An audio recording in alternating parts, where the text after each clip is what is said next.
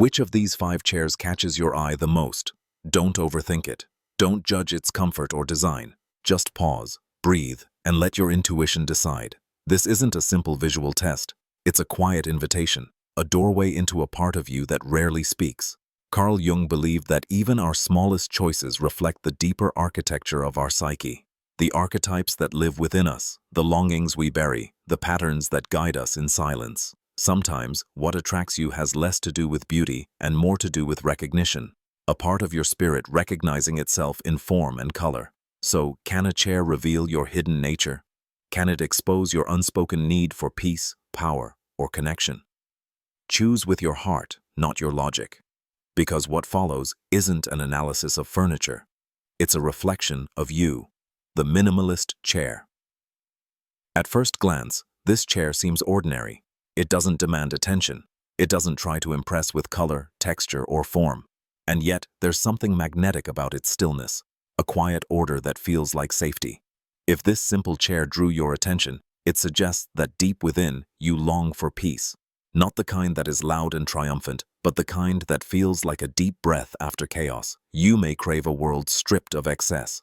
No noise, no drama, no heavy expectations. Jung once said, "In all disorder, there is a secret order." By choosing simplicity, you may be unconsciously seeking balance. Perhaps your outer calm is a way to heal from inner storms. Maybe you grew up surrounded by tension, where stillness was rare, so you learned to survive through quietness, control, and reflection. This chair embodies the archetype of the hermit, the one who retreats not to hide, but to understand. He listens more than he speaks, sees more than he shows, and values clarity over complication. There's wisdom in that solitude, but also risk. For sometimes, isolation disguises itself as peace. You may guard your emotions too tightly, fearing that vulnerability might unleash something uncontrollable. So you stand apart, calm and composed, saying without words, "I'm here, but not too close." Perhaps silence became your shield when expression brought pain. Simplicity became your safety when chaos felt unbearable. You seek predictable spaces, familiar faces, and relationships where everything feels steady and known. But Jung also warned, what we repress never disappears. It waits. So ask yourself, is your silence a sanctuary or a cage? Do you crave simplicity because you've found peace, or because you're afraid to feel again? This chair whispers of a soul seeking clarity, but afraid that too much emotion might shatter the calm. It's not wrong. It's simply human. You've built peace carefully, plank by plank. But remember, true harmony isn't the absence of feeling, it's the balance of it. The classic chair. This chair feels timeless. You can almost smell polished wood, hear the faint echoes of history in its carved arms. It's elegant but grounded, refined but not fragile. It doesn't chase attention because it already belongs. If this chair spoke to you, your psyche likely craves stability. Not rigidity, but rootedness. You value order, meaning, and things that last. You may find comfort in tradition, in systems and beliefs that give shape to the unknown. You're someone who resists chaos, emotional, social, even spiritual. You need clarity. You believe the world, though imperfect, has a logic. That beneath the noise, something still holds it together. Jung would call this energy the guardian or the traditionalist, the one who protects not just people, but principles. You feel responsible for maintaining what's sacred, values, family, or even your own moral compass. This archetype loves with structure and protects through understanding. There's beauty in that loyalty, but behind every strength hides a shadow. The guardian's shadow is the fear of chaos. Behind your discipline may lie anxiety, a quiet terror that without order, everything will fall apart. So you plan, organize, prepare. You become the reliable one, the one others depend on. But in doing so, you might suppress your spontaneity. Your inner child waits patiently behind the curtain of control, wondering when it'll be safe to play again. This choice may echo a childhood of rules without warmth, or perhaps an early need to be the strong one when others faltered. You learned that safety comes from order, and comfort comes from predictability. But Jung reminds us that wholeness isn't found in perfection. It's found in integration. Can you allow yourself to loosen the grip, to let the unknown breathe beside you? The classic chair also speaks of nostalgia, a longing for a time when things felt simpler, when right and wrong seemed clearer. It reflects a soul that honors wisdom, but sometimes forgets that growth requires letting go. Maybe you value beauty because it feels eternal, not trendy or fleeting. You see depth where others see decoration, but perhaps part of you wishes that someone would notice how much effort it takes to keep everything together. The guardian archetype carries silent exhaustion, a heart that rarely rests because it feels responsible for holding the world intact.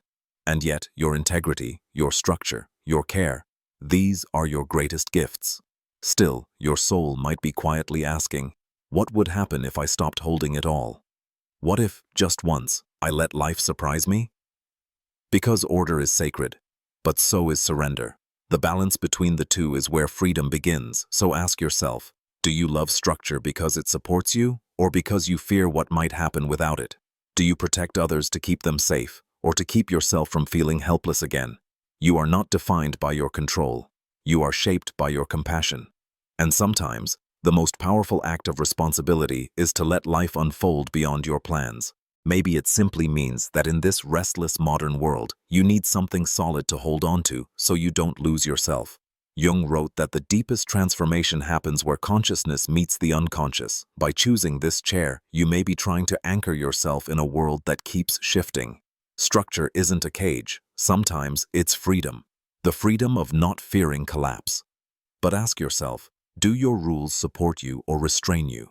Does your structure let you breathe, or does it quietly suffocate you?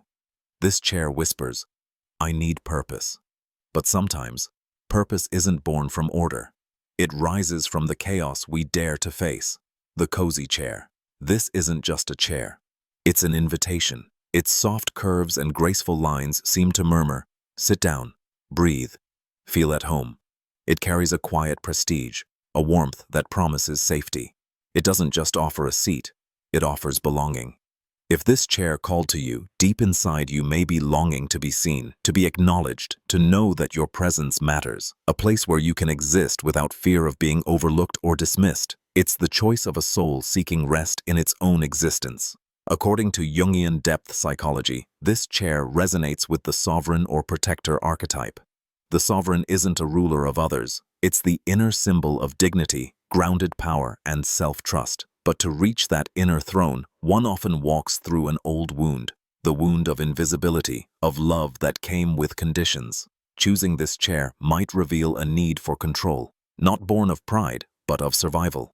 Perhaps there was a time when the ground beneath you kept vanishing, when affection was uncertain, when presence felt earned rather than given, so you built a silent strategy.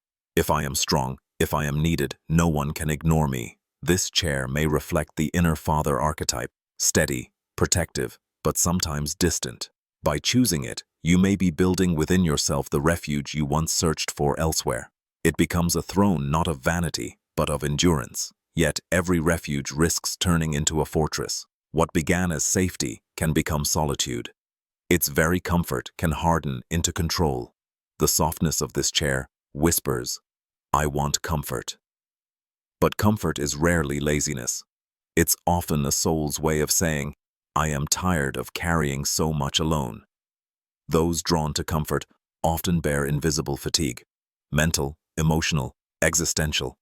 You crave a place where masks can fall, where strength can rest, where you can finally breathe without performing. But even comfort can disguise exhaustion. When you must always be strong, always capable, always composed, when do you get to be human? When do you allow yourself to be held instead of holding everyone else? Jung taught that our shadow often hides in what we overemphasize. So if your world revolves around control, elegance, and grace, ask gently, what am I protecting underneath? Does your longing for recognition come from real need or from an old ache of not being enough? Perhaps you've learned to control your space, your emotions, even your narrative. You decide who gets close and how near they may stand. That can feel empowering, but it can also become isolating. Do you fear what will happen if you release control? Can you step down from your throne and still feel worthy? Because the truest self, Jung said, is not revealed through dominance, but through conscious surrender. If this chair calls to you, your soul may be seeking not power, but permission. Permission to rest, to be real, to be loved without proving. This chair whispers, I want my place. But sometimes that place isn't external. Sometimes it's wherever someone truly sees you, even when you're not wearing your crown. The expressive chair. This chair never fades into the background. It sings in color and texture, announcing itself without apology. It doesn't wait for attention. It creates it. It's alive, vivid, unapologetically different. It doesn't just ask to be looked at. It dares you to see. If this chair captivated you, you're likely someone who rejects monotony. Inside you lives a curious, restless, creative force, a child of wonder that refuses to be contained by convention. Perhaps you are the dreamer, the artist, the truth-teller who sees beauty where others see routine.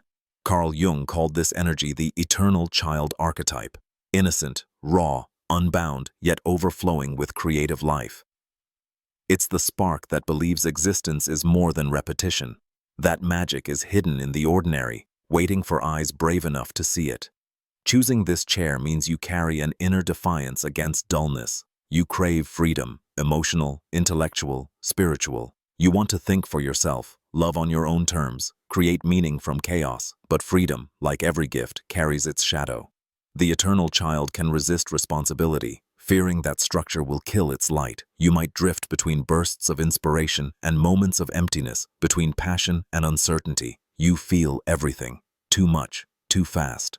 And that intensity can be both blessing and burden. Still, the world needs your color. Your spontaneity is medicine for the weary. Your laughter breaks the spell of seriousness that keeps others trapped. But remember, even light needs grounding. Even fire needs form to keep from burning itself out. So ask yourself, does your creativity free you or exhaust you? Do you create to express joy or to escape pain? Do you speak to be heard or to remember that you exist? The expressive chair symbolizes vitality, but it also invites balance. To let play coexist with purpose. To let expression become communion, not just performance. Your soul doesn't want to fade, but it also doesn't want to scatter. It wants to dance and still belong. To create beauty not just to be seen, but to connect. So if this chair called to you, honor your brightness, but tend to your roots. Let your imagination run wild, but give it a home to return to. Because true creativity isn't chaos.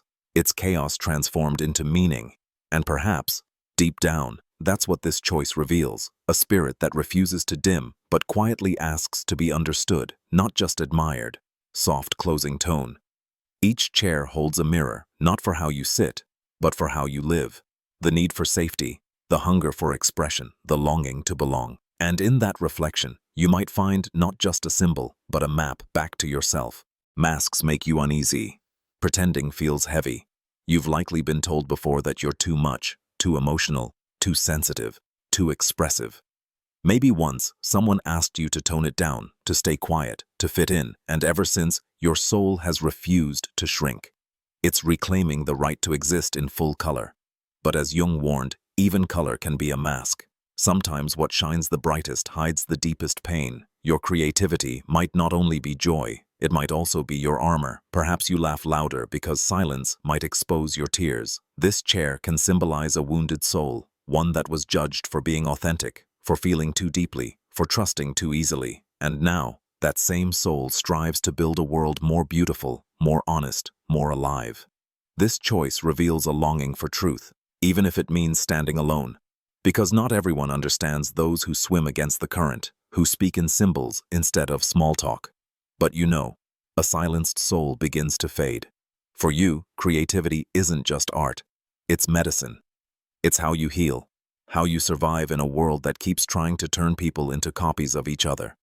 Jung wrote that reconnecting with the eternal child is essential in the process of individuation because it reminds us who we were before we learned to hide, before the world told us who we should be. By choosing a colorful, expressive chair, you're not merely remembering your true self, you're reclaiming it. But ask yourself, is your freedom complete? Do you still fear that someone might take it away? Does your expression come from self-love or from the need to be seen? This chair whispers, I want to be myself. But remember, you can also be yourself in stillness, in sadness, in uncertainty. Are you willing to explore not only your colors, but also your shadows? Maybe what you truly need is not just a space to create, but a place to belong. Not always radiant, sometimes lost, sometimes quiet, but always real. The resistant chair. This chair doesn't seek to charm. It doesn't seduce with color or comfort. Its form is firm, almost severe. Wood, metal, endurance. It radiates strength and restraint, a message carved into its shape. I am solid. I am unbreakable. It's not made for the fragile. It's a fortress, a barrier built to keep the world at bay. If this is the chair you chose, your psyche may be speaking of endurance. You've learned to set boundaries, not only with others, but within yourself. Your emotions are not left unguarded. Your heart has its own gatekeeper. Perhaps life taught you that trust is a luxury, that the world can wound faster than it heals.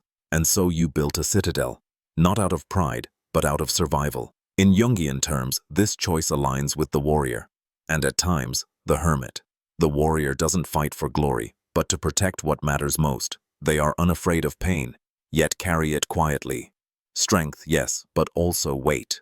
The hermit, on the other hand, withdraws, not to vanish, but to understand, to find truth in solitude, clarity in silence. They don't trust easily because they've seen too much, felt too much, and survived enough to know that openness has its cost. If you chose this chair, your outer strength may be concealing an inner wound. Perhaps you've buried emotions too long. Maybe you've locked away tenderness to keep functioning. But even the hardest metal remembers its molten core. Maybe your life holds an absence, someone or something that left a quiet ache. And so, you hardened. You chose independence over vulnerability, control over chaos, silence over being misunderstood. Yet beneath that discipline lies integrity. You reject pretense, false promises, and shallow attachments. You crave what is real, what is steady, what is earned. But Jung cautioned that even the warrior's armor can become a prison. You've mastered protection, but protection can become isolation. You push people away, not out of arrogance, but out of fear of being hurt again. You survive, yes, but do you still allow yourself to live? Can you open the gates of your fortress, even slightly?